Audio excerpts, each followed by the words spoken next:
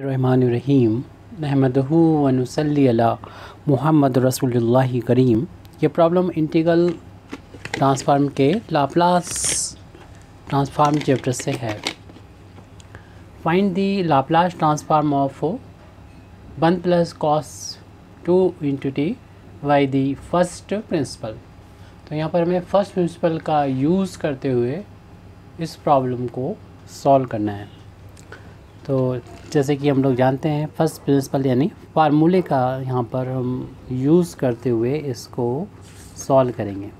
तो फार्मूला होता है किसी भी फंक्शन का लाप्लास ट्रांसफॉर्मेशन। जैसे कि फंक्शन यहाँ पर हमारा ft फंक्शन है, तो उसका लाप्लास ट्रांसफॉर्मेशन की वैल्यू होती है लिमिट 0 to ∞ e⁻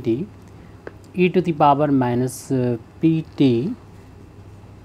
और फिर यहाँ पर हमारा जो फंक्शन जो भी लिखा है उसको लिख देंगे यानी कैपिटल ft, और उसको इंटीग्रेट कर देंगे t के रिस्पेक्ट में 0 से इन्फिनिटी के बीच में।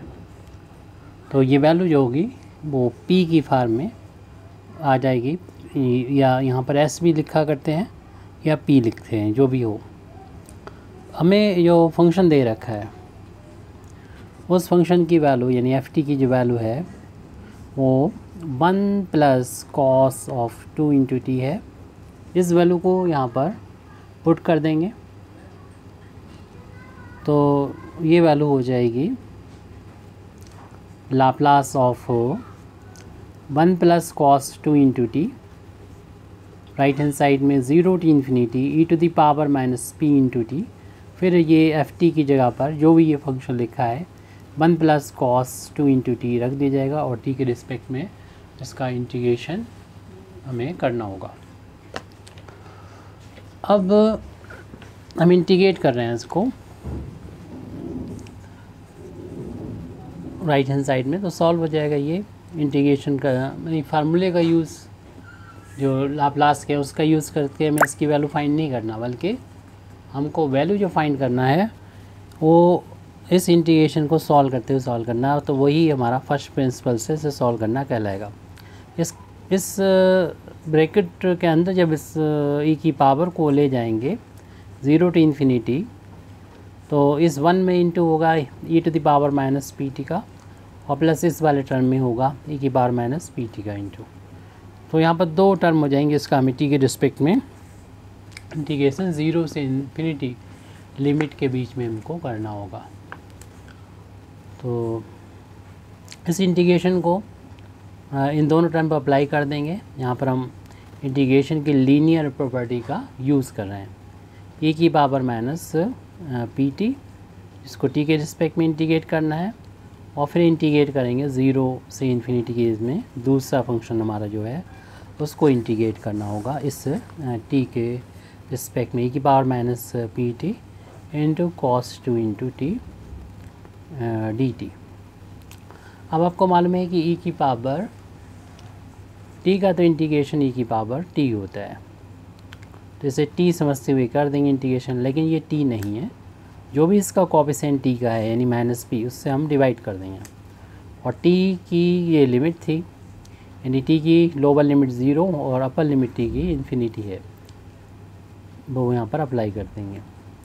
और इस इंटीग्रेशन को सॉल्व करने के लिए हम इसको अलग से कुछ i मान के और फिर दो फंक्शन के मल्टीप्लिकेशन का इंटीग्रेशन जैसे करते हैं फर्स्ट सेकंड करते हुए कर सकते हैं। लेकिन इसके लिए हमें 2 बार इंटीग्रेशन करना होगा, फिर उसके बाद लिमिट अप्लाई करना होगी। आप उसका भी यूज़ कर सकते हैं अगर हम इस फार्मूले को जो हमने पीछे पहले लिख रखा है यूज़ करें तो बहुत आसानी से हो जाएगा। और डायरेक्ट भी आप भी यूज़ कर सकते हैं। लिमिट जब 0 to ∞ हो e⁻ ax cos bx dx, तो इसकी वैल्यू होती है a/a² + b²। इसका फूरियर सीरीज़ में काफ़ी यूज़ होता है, तो आप यहाँ पर भी इसका यूज़ कर लेते हैं तो आगे भी आसानी रहेगी। तो इसका यूज़ कर सकते हैं, यानी बहुत फेमस फार्मूला है। और ये मिलेगा किससे, अगर आप चाहें इसका ओरिजिन चाहें तो e⁻ax cos bx dx को सॉल्व करते हैं तो ये आ जाता है e⁻ax/a² + b², a cos bx + b sin bx। अब इसमें लिमिट भी अप्लाई कर दिया है 0 से ∞, सॉल्व करेंगे तो ये वैल्यू हमको मिल जाएगी। तो डायरेक्ट ये याद कर लें बस यहाँ पर ए की जगह पर माइनस ए पुट करना होगा। तो हम इस फार्मूले का जो ऊपर लिखा हुआ है इसका डायरेक्ट यूज़ कर रहे हैं, क्योंकि माइनस इसलिए हमने यहाँ पर लिया है कि हमारे फार्मूले में भी माइनस आ रहा है। बस वहाँ पर e की पावर में जो वेरिएबल का कोफिशिएंट है, यानी t का जो कोफिशिएंट है वो a ना हो के p है, और b की जगह वो जो है वो 2 है। बाकी चीज़ें वैसे ही हैं, तो हम इस डायरेक्ट फार्मूला यहाँ लिख देंगे बाद में और इसका यूज़ कर रहे हैं। तो वहाँ पर देखिए फार्मूला हमारा यह लिखा हुआ है यहाँ पर 0 to इन्फिनिटी e की बार minus a x cos b x d x a upon a square plus b x है। तो यानी हम यहाँ पर लिख देते हैं integration 0 to infinity e to the बार minus a x into cos b x d x is equal to a upon a square plus का बी स्क्वायर है।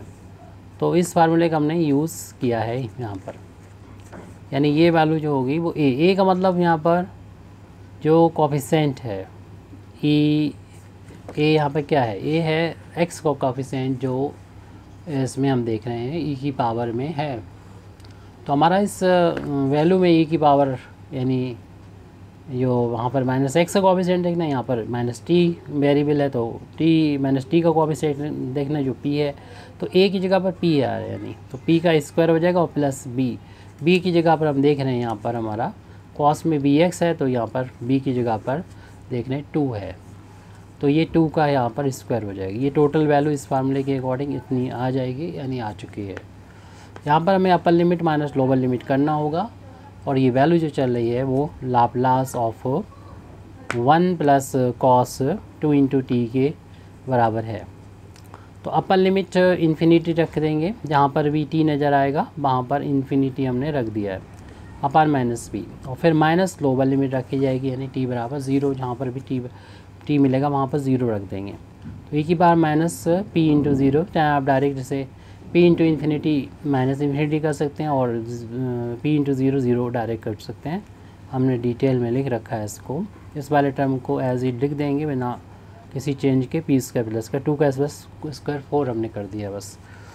अब ये e की पावर इन्फिनिटी आ गई, माइनस e की पावर माइनस इन्फिनिटी आ गई, इसकी वैल्यू तो 0 होती है, और ये माइनस यहाँ से निकल के इसको प्लस कर देगा, और e की पावर यहाँ पर 0 बन गई जिसकी वैल्यू 1 होती है। अपान में ये p बचेगा क्योंकि वो माइनस को हम यहाँ पर ले गए, प्लस का p अपान में पी स्क्वायर प्लस का 4, ये यहाँ पर हम देख रहे हैं p अपान पी, इसलिए इस वाले टर्म मैंने एज इट नोट कर लिया है।